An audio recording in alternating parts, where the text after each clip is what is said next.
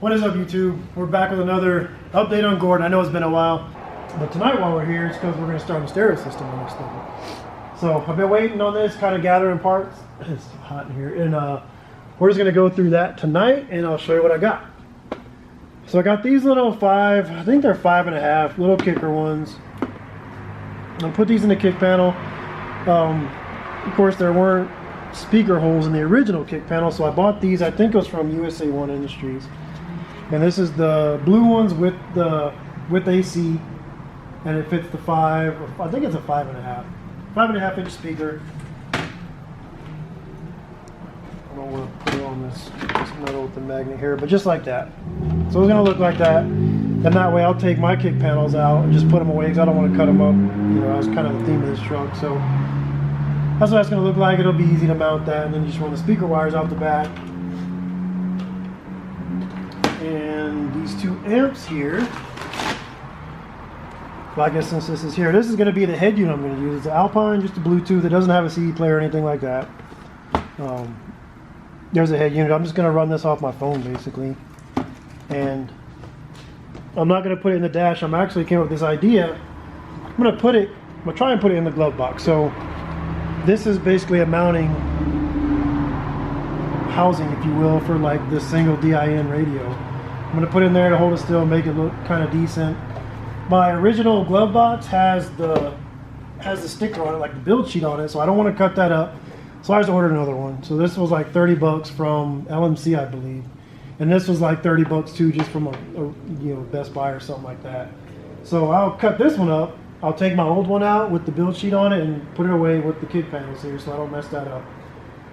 But I'm going to decide kind of how I want to put this. Like, this won't fit in here, obviously, like that. But I got room. I have room out back.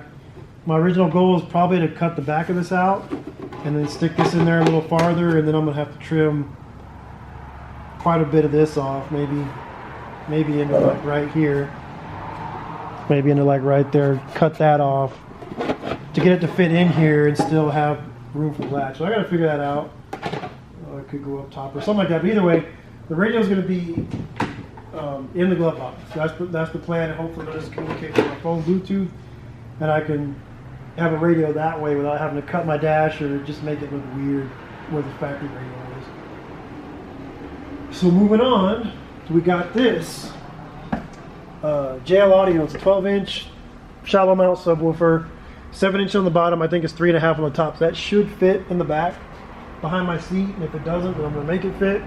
And I actually have 2 of those, so we're going to put 2 of those on the back behind the seat, and then all this other stuff is what I need to run the 2 amps in, which I'm about to talk about now. So this first kicker amp, it's a 720 360 RMS power. This is going to be for the speakers up front. This is going to be for this little 5.5. We have kicker 6x9s in the back. I don't know if we showed you that before. No. When we put them in, we didn't. No. So we got mounts from I can't remember the company. I'll let you know when I remember. But they basically have these little fabbed up 6x9 mounts you can put in the back corners of the cab to replace the original speakers, which were like I don't even know. They were like that wide and like that tall. So we actually have those in there with the wires coming out, and they're going to connect to this amp as along with these speakers. So this amp's going to run the front 2 5.5s and the rear 6x9s. And then we have this amp here. This one's 2400 max, 1200 RMS. This is going to run the subwoofers. This is going to run these 2 JL Audio 12s. So I'm going to put all this in the back seat. And then to hook all this up, this is basically what we need to hook all this up. So this is a distribution block. Talking to the stereo shop, they say basically with 2 amps, I need the 0 gauge power wire, which is huge, and I didn't know it was this big. So this could be a problem trying to run this under the trim and hide it, but I'll cross that bridge when I get there. And I need this 4 gauge here to run from each amp. So basically I'm going to run the 4 gauge from each amp into this distribution block, and then the 0 gauge is going to go out to the battery. So that should be pretty easy setup. And then I got the 4 gauge ground from each amp. Basically just gonna I'm gonna cut this in half, use a little section for this amp, a section for this amp, and just ground them to the seat belt bolt or something like that. And this one up toward the battery, we have to put the inline fuse in there. That's where this comes into play. This guy here, so the 0 gauge is going to go in there. First, we'll hook it up to this guy, this thing here, with these terminals, I believe. So we'll have these terminals on here. Hook it to the fuse. You know, then this terminal on the other side. And that's all going to be, this fuse is going to be contained in here, kind of screwed onto those little tabs there, and then go to the battery.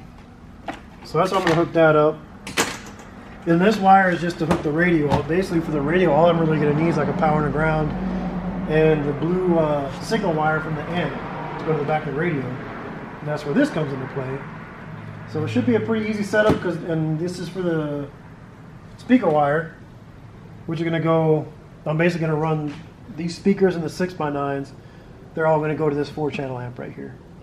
So none of these speaker wires are going to go to the radio. They're all going to go to the amp, and then the amp's going to have the signal wire coming out from the back of it to this radio. And this is the connector here. This is going to plug in. Hopefully, it's going to plug into the factory connector. I haven't looked in there yet, but this is what it called for on the website. So I'll unplug my factory connector from the radio, the factory radio, and I'll plug this into it, and then I'll run my wires, you know, from here, and it will connect to my Alpine head unit through this connector. So basically, I'm really going to need the power and the ground, and then the amplifier signal wire. I should be about the only 3 connections. And there's an antenna in the back of it that I hope I can hook up in there too. So I'll hook the antenna up. These 3 or 4 wires like that. Basically, this will go into the back of the radio. This will plug into my stock connector, and then I might have to run these, the black and the red. That's why I got this. So I might have to extend them to get them across to the glove box. So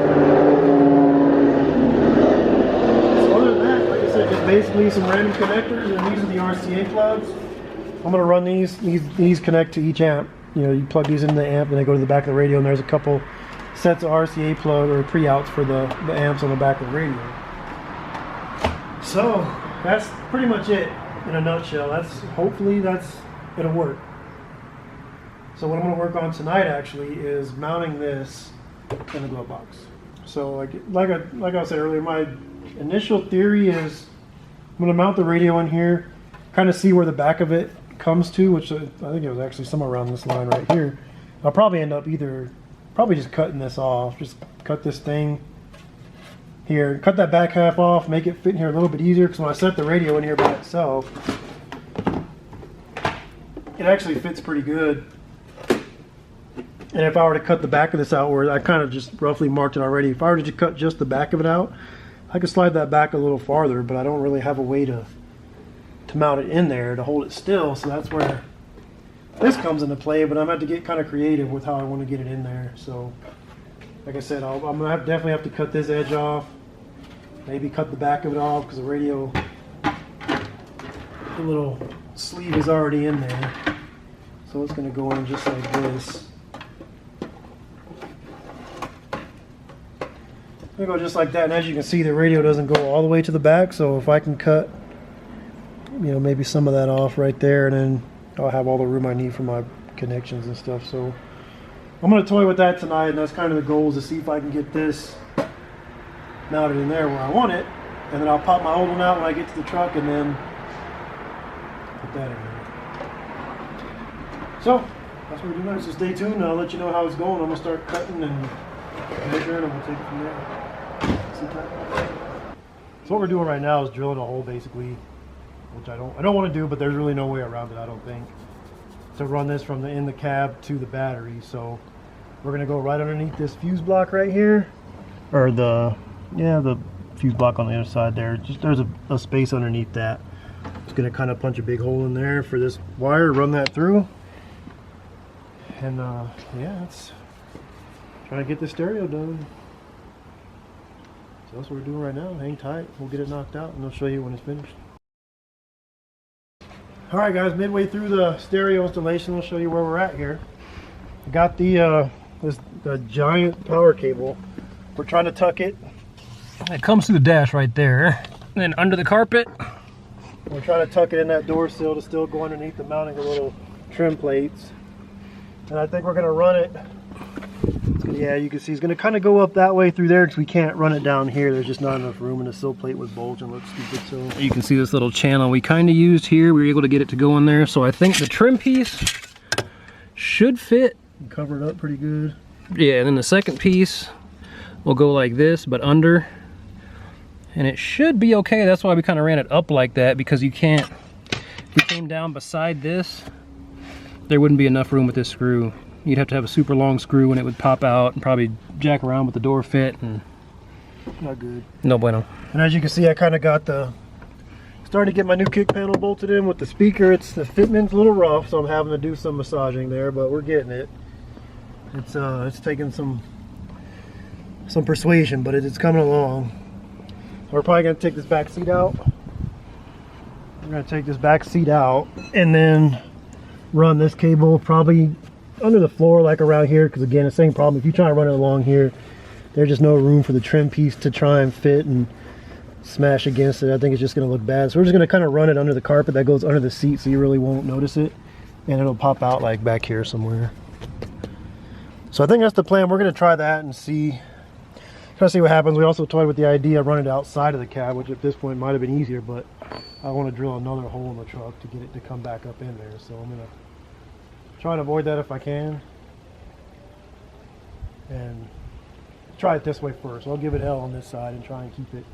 Yeah, I think it'd be easier anyway, but we'll do that. We're gonna keep going. We're gonna yank the seat out real quick and run it there, just kind of loosely, and hopefully if that fits, we can leave it there and get all the trim put back in, and we'll go about it that way.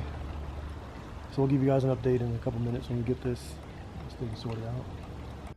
Okay guys, so here's what we have. This is the original box right here. I took out because I didn't want to lose all that paperwork. So I took this out, and the important part here is this little mounting hole right here that mount to a rail on the bottom side of the dash. So I bought this one here, and I knew I wanted to put the radio. I actually got this from like LMC truck. It was like 20 or 30 bucks. So I'm going to try and put the radio inside here. So I had to cut the back of this out, and I think I showed this in another video, to get the radio in there, to get the back of it out. Well, when I did that, I cut off these last two, basically the mounting tabs, as you can see. I got the two here, but they're not there. And in hindsight, I don't know why I did it. I probably just would have cut above that and left the mounting tabs in there. But like I said, we wasn't thinking at the time kind of what this was gonna end up like. So, and I figured I'd just make a bar to replace it anyway. So I got the radio in there, mounted it, and then I did make a bar that went from here to here all the way across with the 4 holes, but then realized when I went to mount it, the bar didn't grab onto anything over here, so this end was just kind of floppy. So I had to make another plate like this. And so basically this is the bottom of the door right here, the glove box door. So this screws in there. This plate is going to go in here, and it screws to the back of, I drilled some holes in the bottom of this, and then the radio goes on top of it in there like that. So basically when everything's all tightened down, it might be you kind of get the idea. That little metal piece kind of forms the missing railing to screw into. So this is the second metal piece I've actually made. This one's out of real thin aluminum, because I made one earlier out of steel that was a little bit thicker. And I didn't realize, you hang with me real quick here, this was the first one I made. So I made this one a little bit, you probably can't see, but it's a little bit thicker. I thought it'd be more sturdy and kind of more match the thickness of this. But what I didn't realize, with this plastic actually bends and flexes and allows you to open and close the glove box door. And I didn't figure that out until I'd already made this, and I could only close the glove box like halfway because it just got too stiff, and I wasn't going to try and force it shut. So that was when I was getting ready to put everything back together, and I thought it was going to be good to go. And then, like I said, I realized that was too stiff, couldn't shut it. So I had to make another one of these, and that sent me back another couple hours waiting for the paint to dry. So I found a sheet of aluminum I had. This is super thin, real bendy. And I think this will fit the bill. So this is what I'm gonna do, is get this back all put together again for like the 3rd time, and then I'll get back with you guys and show you what it looks like when I'm done.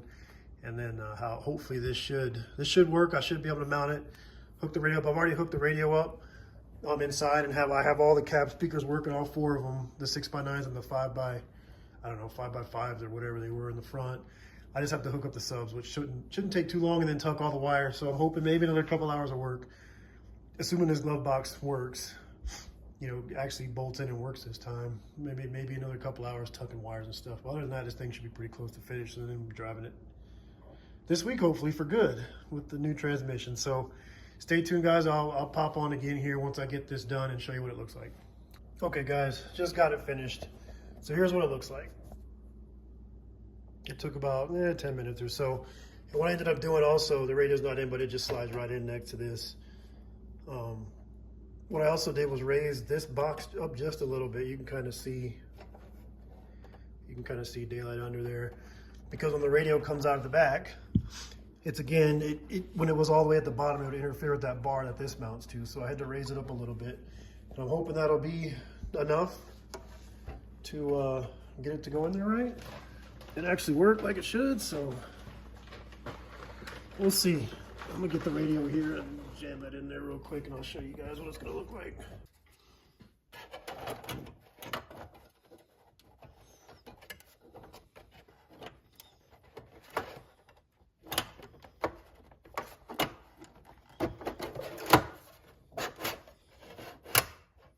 Clicks into place, and there it is. I have the face taken off of it, just so I don't get it damaged while I'm doing all this testing. So, I mean, that should, in theory, that should be it. I'm gonna leave it at that, and then maybe tomorrow, if I get some daylight, try and drop it in there, and then we'll let you guys see what it looks like. All right, we're continuing with the radio here. I know it's gonna be kind of jumbled around. We're gonna show you where we're at. It's dark, of course, and we had a little mishap this weekend. My smallest boy threw up all in my truck, so I had to get his car seat out and clean out all the throw up off my seats and his seat. And in order to get his car seat out, I had to move my seat away, unbolt it, move it forward, which exposed my stereo. And I figure while I got it out, I will show you guys kind of where it's at, and I need to try and address another problem I'm having. So that's it right there. I know there's a lot of wires under there, but once the speakers get in there and the seats back, all those wires are hidden and you can't really see them all. Still haven't put my better matching seat belts in there, but that's going to be another day. But anyway, what I notice is when the 12s are, when they're playing, when they're hitting, it vibrates my window a lot. It sounds like crap, so I can't really turn it up that loud. So my plan is, I got some of this Dynamat here. I'll show you here in a second. And I'm going to try and throw the Dynamat on the wall here behind the speakers on this side and this side. And we're going to try and contour it, I don't know, maybe up to here or maybe here, I don't know. We'll figure that out. But we'll see if maybe some of that, if that'll absorb some of the, some of the vibration and not let it transfer up to the window so it actually sounds a little better. That's the hope anyway. I don't know if it's going to work or not, but it was like $70 or something at Amazon. It wasn't that bad. So I figure it's worth the gamble. So if it doesn't work, then I'll just leave it or take it out or whatever. But that's what we're going to do tonight. And then we'll show you what it looks like. And then we'll give you a more detailed deal with the speaker, or with the whole stereo system once it's daytime. I'll show you the glove box and the kick panels and all that. So yeah, hang tight. We'll go look at the Dynamat real quick. So here it is on the bench. I got four strips of these. Like I said, it was like 60 or 70 bucks on Amazon. And it's not as, it's probably kind of hard to see, but it's not really as thick as I thought it was going to be. But I mean, I don't know, this stuff, a lot of people swear by this stuff, so I mean, I guess it has to work. What do I know, right? So yeah, it was this, they're all four of them this size, and I had to buy the little fancy roller separately, but they say that's a pretty integral part of this, and you really need to, there's just like a solid rubber deal that's supposed to like really get it in there. So we'll see what happens. We'll probably show you the finished product before I put the speakers back in there, because once the speakers get in there and the seat goes back, hopefully that's not coming out for a long time because it's a pain. So yeah, we're gonna get this cut and measured and figure some way of putting them on there, and then we'll show you what it looks like. All right, so you got the Dynamat in, about as much as I'm gonna do for now. This stuff went on pretty good. It's kind of a pain, I'm not gonna lie. It was kind of hard to put on there. just because all these little like weird contours here, it was hard to get it, you know, in there. There's like little wrinkles and lumps, so hopefully that's fine. I was debating on going up here, but I don't know, because with the seat all the way back, I don't think you'll be able to see much past this anyway. But still, if I don't have to put it up here, I don't want to. So we're gonna go with that, and then I'll let it see what it sounds like, and then you know, if I need to, I'll do it, I guess. But hopefully that works and that's good enough. And that way it's all going to be behind the speaker, so it looks kind of ugly, like I said, but it's going to be behind the speakers anyway, so you ain't going to see it. Yeah, there's basically 112 per side that goes right where that Dynamat is, right? Mm-hmm. So maybe I'll set them in there once we get them set in and hooked up. I'll show you what it looks like to have them set in there, but yeah, that's it. All right, guys, we're back with another update video here on Gordon. This is pretty much going to tie up and finish up this stereo system that took me forever to make. So we're just going to go through it now from front to back, and I'll just kind of show you everything and explain as best I can, just so we can get a video out so you can see what's going on. Okay. So here's where it starts. This is a huge power wire here that are powering both of the amps in the back. So this power wire, in the other video you probably saw us running along the floorboard there, and then once it gets to the back seat, it splits into two. It goes to each amp, and there's a fuse tucked behind here, as you can see. Don't mind my mess of relays and stuff. I'm going to clean that up at some point. Don't make like a little bar or something, but anyway, that's another video. So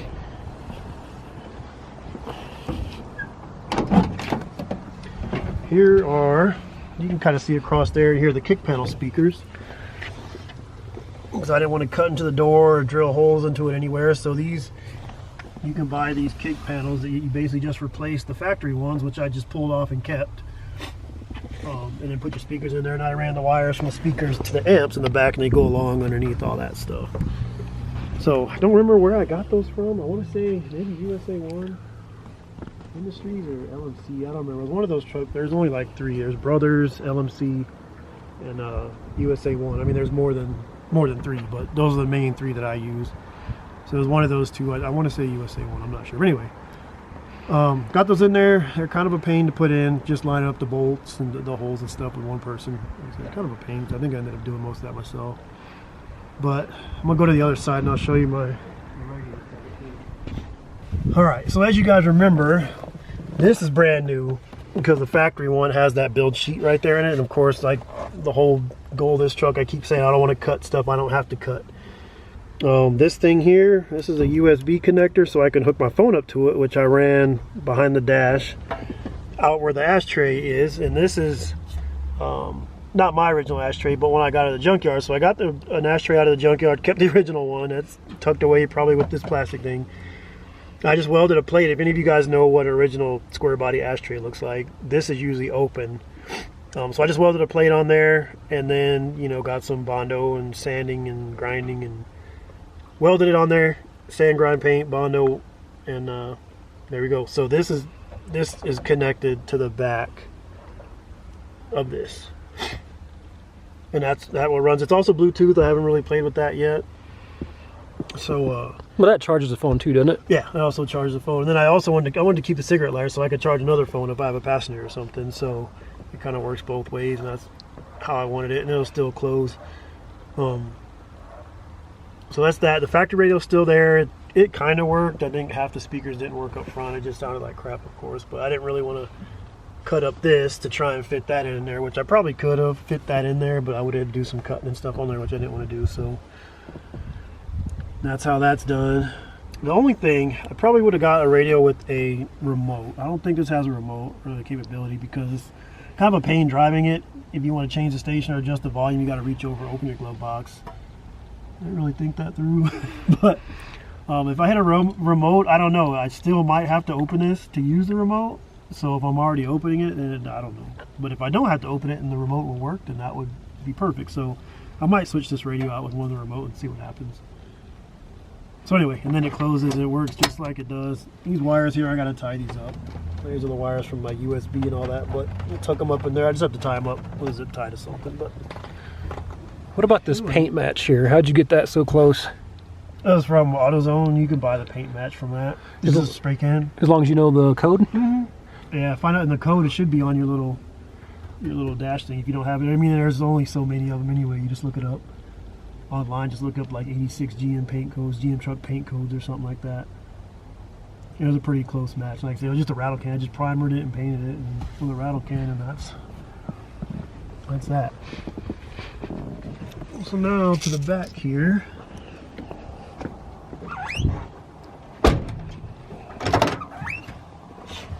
So that's how I ended up doing the back. So this, the seat is just leaned forward. It's still bolted in. Yeah. This is my custom car seat mount, but that's another time. But anyway, so this is the subwoofer amp here, and this is the 4-channel amp that's powering the 6x9s. There's a 6x9 here, and then the little ones you saw on the door, they're like 5.5s or whatever they are. 6x9s, I bought these little trim the panels that they're in. Again, I can't remember, it was like maybe it was TM, Tin Metal Fabworks or something like that, and they're just double side tape stuck in there. The amps are mounted, they are screwed to this piece of wood right here. On the back side of this wood panel here, I put a metal. I screwed like just little real thin small sheet metal screws. I screwed a metal plate the size of this wood piece onto the back of this, and on that metal plate I have a bunch of magnets. They're probably like that big, and there's probably 10 or 15 of them. So this is just stuck to the back of the truck with magnets actually. So again, I didn't have to drill into the truck. And so if I ever want to take this out, all I gotta do is just pull this off. And there it is. I mean, I could probably, I don't know if I want to mess up my setup and do it, but I could show you, but you take my word for it. It works. I mean, it ain't going nowhere. These are 12-inch JL Audio subwoofers. It came in this box. These are JL's box, obviously. And they fit just barely. I mean, it's tight. Yeah, you can see the back of the seat right there on the bottom. Yeah, you can see the ring on the back of the seat. So it's on there and it's tight. And you saw the other video with the Dynamat. It actually seems to work. Because before I had the Dynamat in there, it was rattling the frame around the window. You know, and I figured there's just not much I can do. But I was like, well, let me try the Dynamat. So I threw it in there. It actually seems to work. And I can actually put some more in there if I have to. So, so far it sounds pretty good. I haven't really cranked on it, but I've had it up pretty loud and it does seem a lot better. So worst case, you know, if I have to put some more in there, maybe I'll put another strip going across the top or something. But I just don't want you to see it from the back. So if I put the seat back, I mean, I could probably go up to like right here with it if I absolutely had to, and I'm sure it'd probably make a difference, especially the closer you get to the window. But I'm not quite there yet, so I'm still kind of testing it. But yeah, so far so good. Put the seat down and just see. Yeah. So that's basically what it looks like. Yeah, when you're all said and done, you don't even know they're back there really. The seat's still bolted in the same location. I didn't have to move the seat forward or anything like that. So far it's working. It's working out. So other than that, I'm just gonna keep tuning on. I've already tuned on it a little bit, getting it to sound better. I think these are, I want to say 75 watts in the 4-channel. Looking back, I probably would have done a little bit bigger, because I think that the wattage on that amp is pretty much the same as what the head unit puts out. So looking back, I probably should have went with a little bit higher power amp. I might do that in the future, just upgrade it a little bit. It's probably like $200 or $300 maybe for that, and I could just sell that one or keep it for something else. But I'll probably upgrade that. But otherwise, so far so good. I mean, it definitely sounds better than the factory tape player, but I still think it looks cool staying there, or sitting there. So I'm gonna leave it in there, and then I'll just keep fighting the glove box every time I mess with the radio. I guess totally worth it. So, like I said, trying to keep it clean here. So we're getting close to done. Need a new headliner if you can't tell. So I'm gonna see if I can find a headliner guy here. I can't imagine that'd be too involved. I don't really want to tackle that myself. So otherwise, that's the rundown. So hopefully you guys can use that for whatever it's worth. I give you some prices, I guess, if it helps. The radio I got one of the cheaper ones. It was just a Bluetooth. It's not the CD or anything like that. Just a Bluetooth radio. So that hit you with probably like $140, $150 if that. Wasn't much. The amp, the subwoofer amp was like $200, $250. The 4-channel was probably about the same price. Speakers are what those two is what really was expensive. Those subwoofers were like $500 a piece. The 6x9s were like 70. The ones in the front were about 40 or 50 bucks because they're not super like, they're not the best kicker ones. It's all kickers. The 6x9s are kickers, the little 5.5s are kickers, and then the subwoofers are JL. And the amps are kickers as well. So nothing super expensive. I mean, it adds up, don't get me wrong. The wiring was really expensive. That big old fat wire and all the speaker wire, as long as I needed it, it came out to, it was probably around 200 bucks too. That kind of caught me off guard, so just be mindful of that if you're going to try and put a complete stereo system in here. I mean, this was pretty much from start to finish, speakers, radio, wires, everything. So it got a little pricey, but this is supposed to be my forever truck, so hopefully I only got to buy it once. I'm already got to replace the amp, but for a bigger one, but it'll work. It'll work for the near future. I don't even know when or if that's going to happen. So I'm happy with it overall. So yeah, we got some more stuff coming. We started working on the S15 now, so we're trying to get that ready. We know drag week is coming June 24th. We're going to try and make that one way or another. Be it in a car, might take the motorcycle, the Hayabusa. That's kind of what I'm planning on taking. Tyson's got something in the works now. So worst case, we'll try and get the S15 going. We just got to put that front suspension back together. So we'll have a video coming out of that probably later on this week or maybe next week. So we're going to get it done here in the next couple days. So yeah, like and subscribe. It really helps us out so we can try and fund these projects a little bit and get things going a little bit faster for you guys. So again, I appreciate it, and stay tuned.